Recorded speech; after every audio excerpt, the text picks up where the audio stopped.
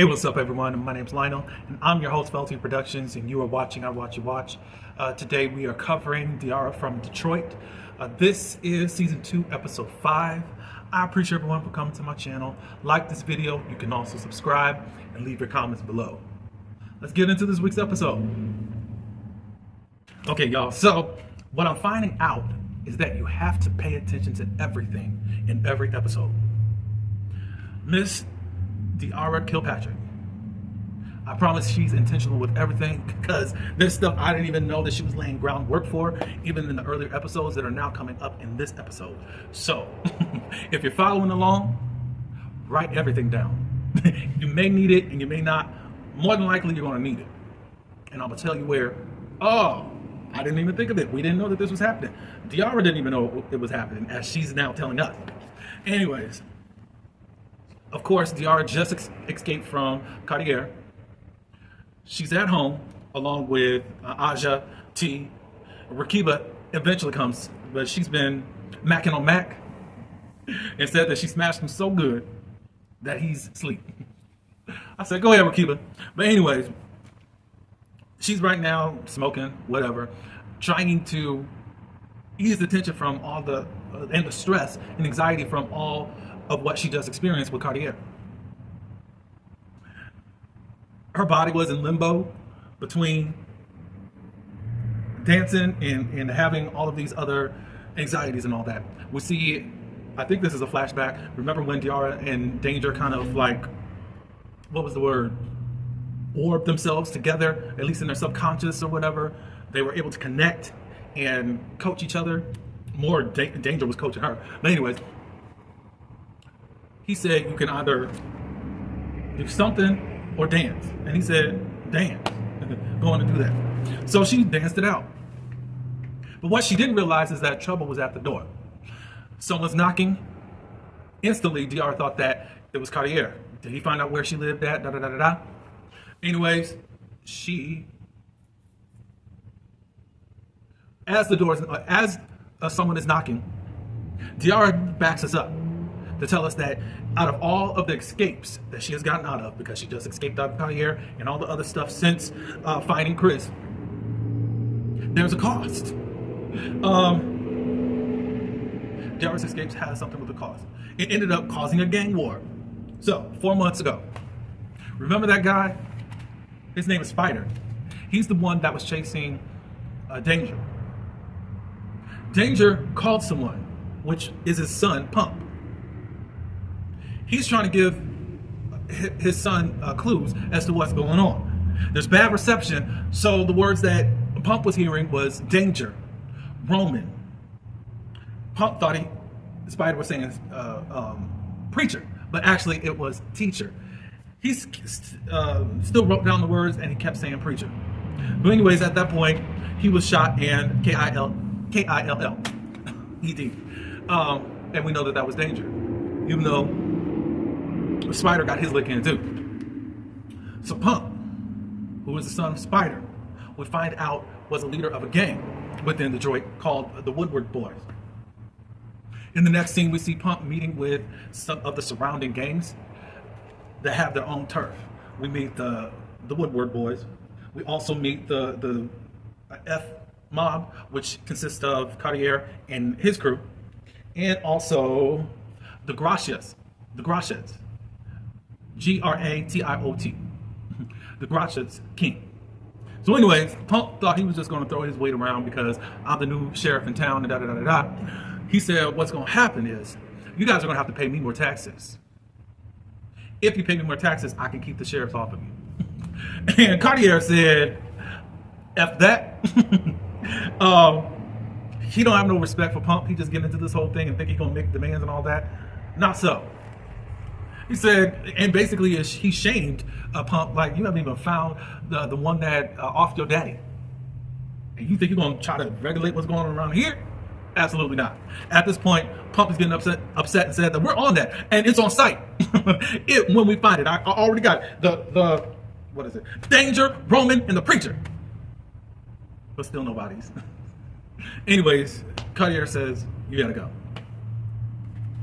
go. So the Gracias King, I know I'm not saying it right, and Cartier, they start talking. We're finding out that the Gracious King is Lisa's dad. Lisa is Booker's boyfriend, the one that was having the prom. And we go back into the flash when the crew came on the scene. Diarra. Why did I say Daria? Rakiba. I think Rakiba. No, Rakiba wasn't there yet. The baby, Chris. Hopefully I said T too. They all went over to the neighborhood because they were trying to find Booker at this time. But anyways, Diarra recognizes his face. Then we shoot to another scene in that same episode. Remember when Diarra found the replica of the desk? And that guy came in and started attacking Diarra, and Chris stood up for her and beat the crap out of him? That was him. However, because of what Cartier told that guy while they were still meeting after they dismissed Pump away, like, there's going to be a whole lot of... Basically, Cartier tried to boss up on the Gracious King. He thought Cartier was sending a message to him because there was already a warning of something was about to go down. So from there was a war. Go back to last week's episode. Last week's episode, we saw that shootout. It was actually a gang war. The Gracious Kings and also the F-Mob. That's what was going on that whole time. I said, wow. wow. So that's how it's all connected, as far as indirectly Diarra started all these wars that she didn't know that she was warring about. You know. Anyways, let me make sure I have everything. Hopefully I'm helping you out. Hopefully you're able to keep track of what I'm saying. The gun war. Okay, so then we go back to tonight, current time. Diarra opens the door, and guess who's there? Booker. Booker came out of hiding because he wants to run. Because he found out, he ends up telling Diarra what happened earlier tonight. The F-Mob ended up massacring all the Gracious Kings after that whole shootout. I guess earlier in that day or the day before or whatever. So, he needs his treasure and he needs to run. He's going to take Lisa, her cousin, and younger brother. And Diarra needed to talk to him because, one, she don't have it, and there's a lot more at stake, and you can't go right now. Let's see. So Diarra said, I gotta press Booker, and we gotta get to the whole truth and all of that. Booker ended up confessing what happened during the Coney murders. He says that there were 2 shooters at Coney, and one was me. Oof. Now, we move on to the next morning. Diarra allows him to stay. And of course, at this moment, only her and Rakiba is up. Rakiba's like, you need to get these answers and get this man up out of our house. And Diarra said, I'm working on that. All I need you to do is make some breakfast and all that. Diarra knew that she had to handle him with kid gloves. And she spoke to him how she would speak to as a teacher to a child. Anyways, because Rakiba, who thought she was whispering, I don't even know if she thought she was whispering, was saying, you don't even know if this treasure is real, and you got this man up in here, da, da, da, da, da, da, da. He wakes up at this point, or at least rises up and says, oh no, the treasure is real. My grandmother said that the treasure is for a worthy man. It's the only one that could hold the treasure. And I guess he thinks he's the worthy one. I think because of that, because she said something along the lines, no one unworthy could really hold the treasure. I don't think the treasure, at least, is going to be in Booker's hands. I have a feeling he didn't die this episode. I have a feeling that Booker's going to die. What do y'all think? But anyways, and I think it's got to be someone else that's worthy of it. He said, man. Is it going to be Chris? Who knows? Anyway. So then Diarra presses him and says, look, you got to tell me everything. Give me all details. Make me have a way of picturing like I was actually there the night of the murders. So Booker and Serge, who is the nephew of Cartier, the light-skinned one, showed up. He had already scheduled for everyone to come that needed to come, as far as finding out who has the key to the desk. Serge all of a sudden went ham and was demanding that demanding the desk. Booker ended up struggling with Serge, and Booker still had Chris's gun. He pulled it out and ended up firing him, and he's laid out. Booker thinks that he killed him. Then the two guys from the pawn shop, they come, and he figured it was the two guys that whomever he had, I think at Craigslist or something like that, at Square Business and at Michigan Strong 0808. Why he mentioned those, I don't know, but I'm jotting it down, and it may come in handy later on. They come in and they want the treasure and all that. The next thing you know, a woman comes in with a mask, and does she open fire right at that point? Let me make sure. I don't know if she used his gun or not. What the lady did is that she ended up, what is it called? Putting a Booker in position, like holding him down and all that. And I think she took his gun. And then pow, both the two gentlemen from the pawn shop. And Daria said, well, how did you survive? What happened was, Booker thought that he killed Serge. Booker wasn't dead. The lady killer, she saw Serge and ended up finishing him off, and Booker ran out the door. Basically, Serge was the distraction. So technically, Booker killed old dude, but really the lady killed him. And I think, even though it's like his head is on a platter with Cartier, it still will look like his head gonna be on a platter with Cartier when he meets up with him. Anyways, let me make sure.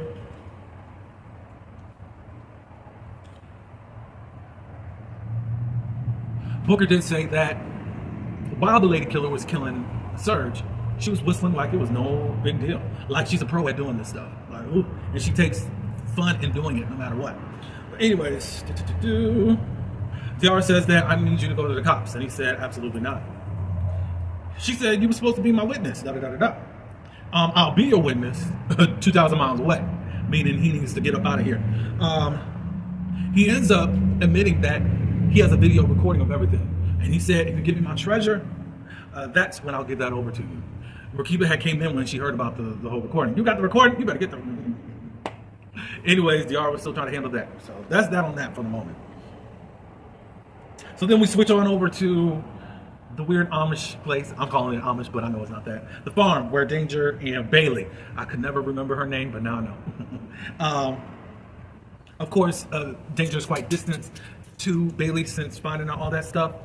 And Danger concludes that Bailey is a part of the militia. She said, we were just doing a few things for the Vanguard.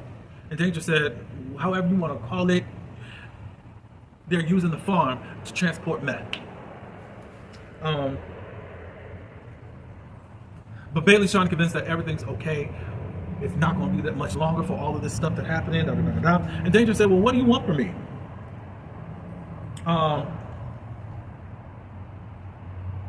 Or maybe she did. I can't remember now.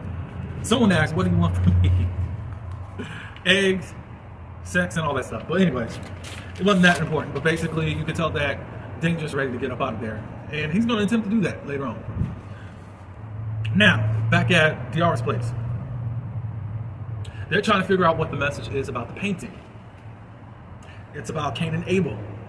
Booker said that Abel should have lived to be older. Meaning that they should have worked things out and worked together. Diarra deduced that obviously both the brothers both of the sons of Duncan were at odds with one another, and he wanted to bring them together. And it was through all this mystery and treasure and all that.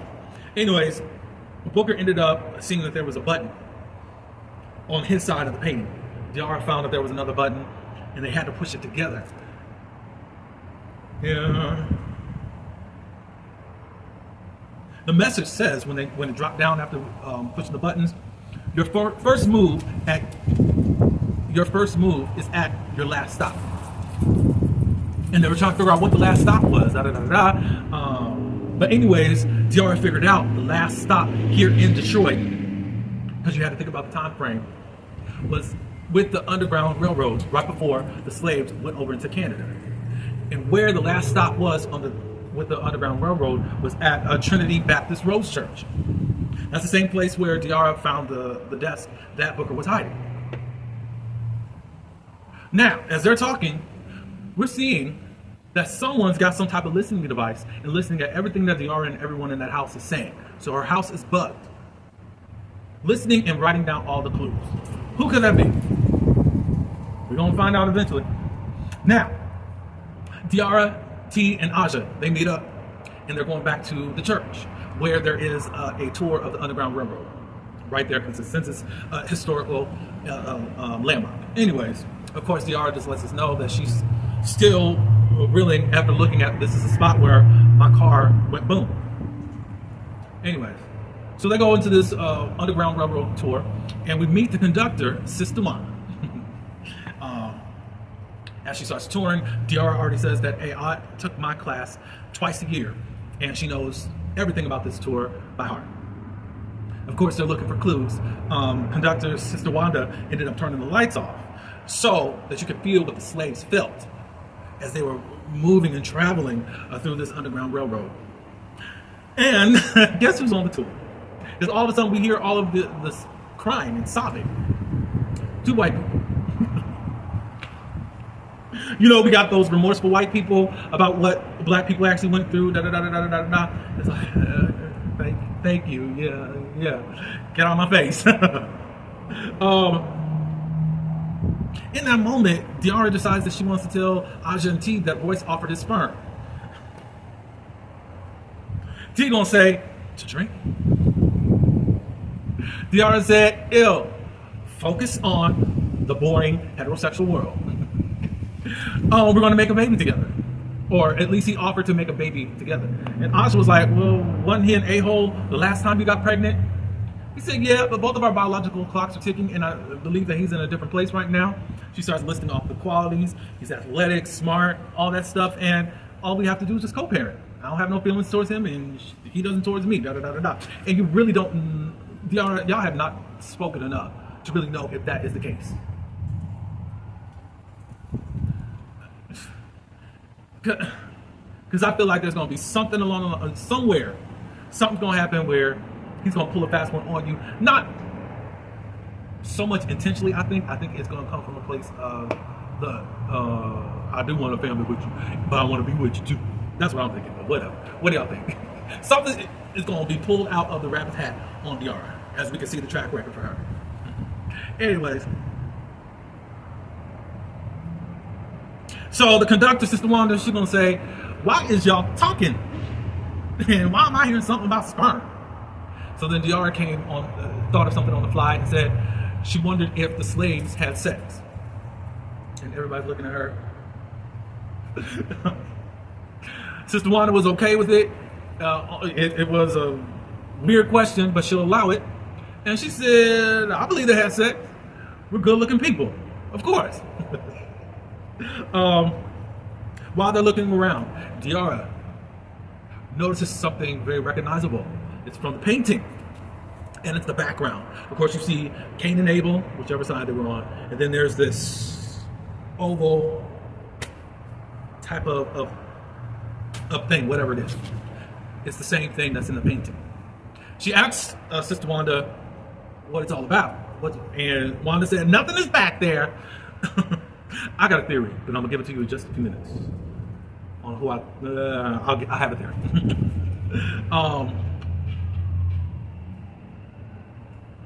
So anyways, they know that Diarra says that they got to get behind this wall. T did some investigation. It's a historic landmark. You have to get a federal permission to do any type of anything to it, as far as making any adjustments like that. Like, you just can't rip the wall out.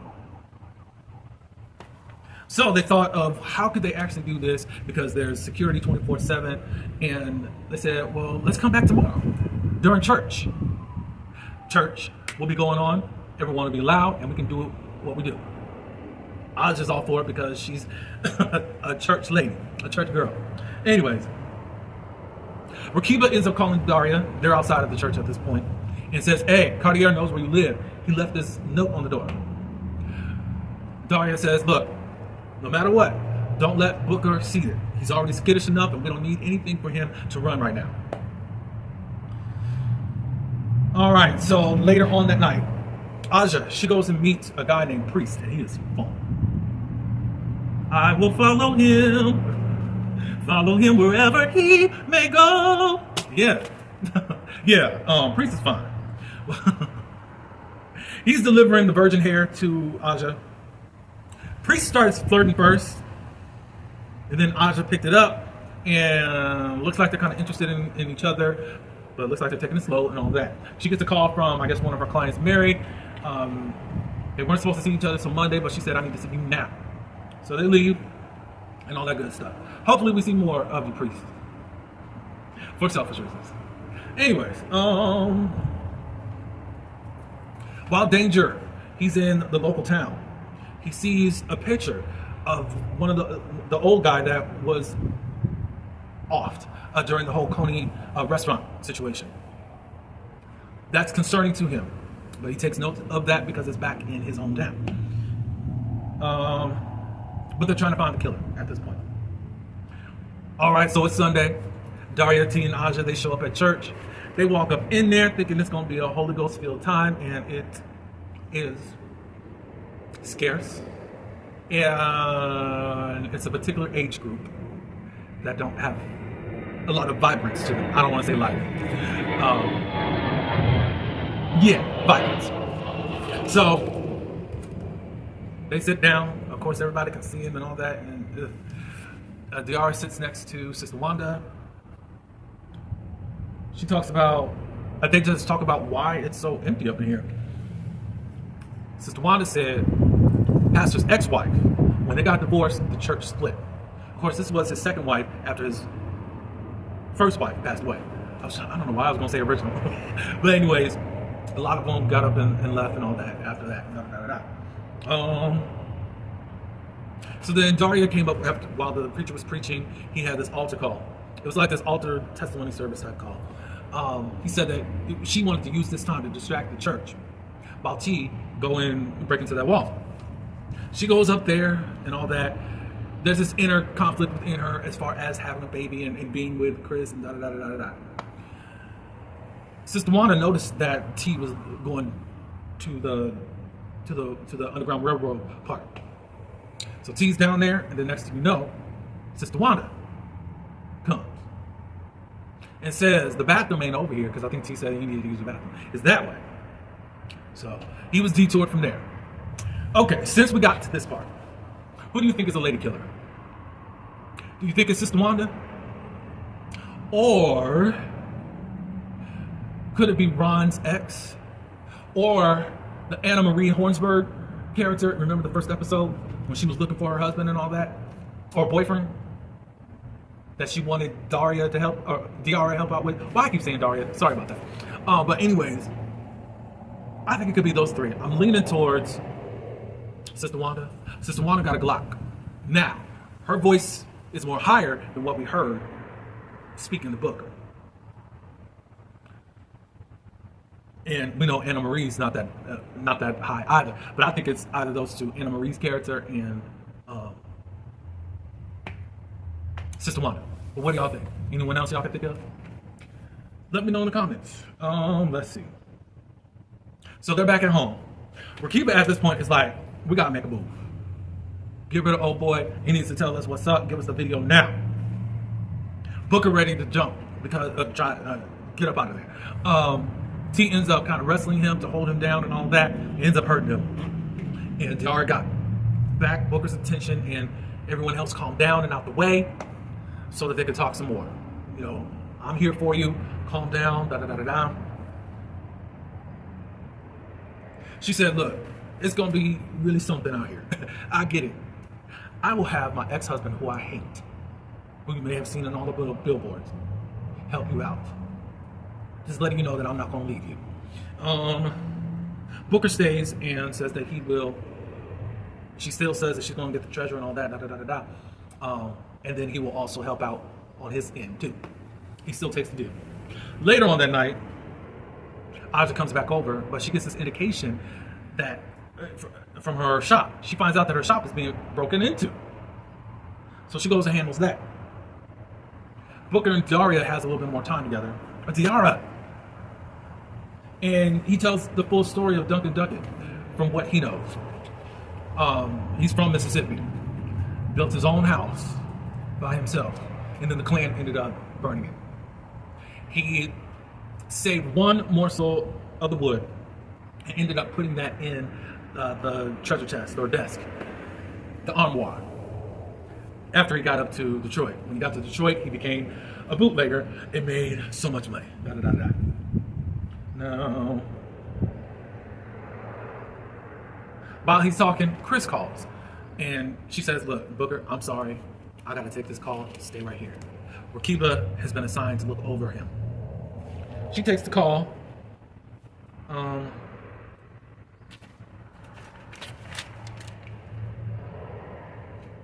Chris wants to talk about something that Diarra doesn't want to talk about. He noticed the look as far as, I think it's time to wrap this up. And she said, no, I don't want to do it. But she somehow was kind of rectifying within herself that she really don't want to leave Chris, which is interesting. I remember hearing that. So back at the farm, Danger tries to leave. He's hitchhiking, and guess who comes up? It's Bailey and her crew. And she insists that he gets into their car or truck, whatever. At Aja's shop, she said, you know, outside of everyone that, as far as the original crew, I only told one more person that I had this hair. I think what was stolen was the hair. Yeah, that's what it was. So now she's got to really confront whomever she told. Who did she tell? I have a feeling it's our old guy, her mentor. I think it's him, Harry Lennox's character.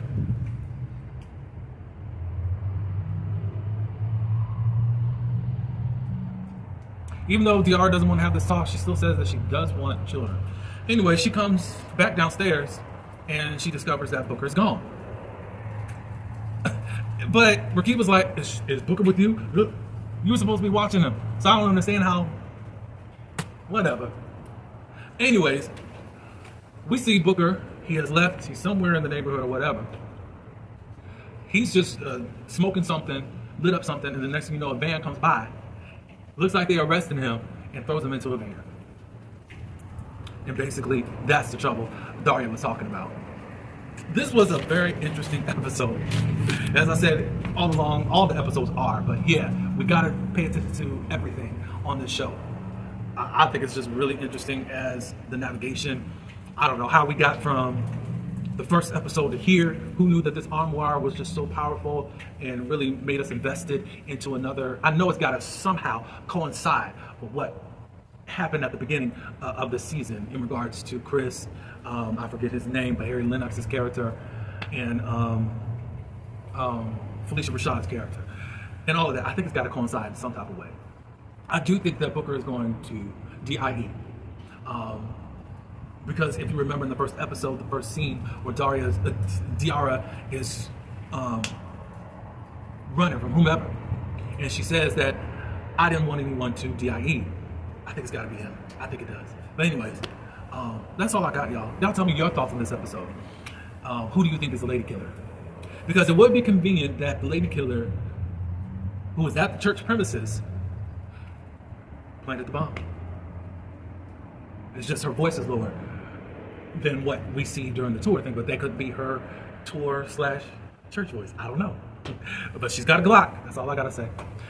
All right, I appreciate everyone for coming. Please like this video. You can also subscribe and leave your comments below. Until the next one, peace.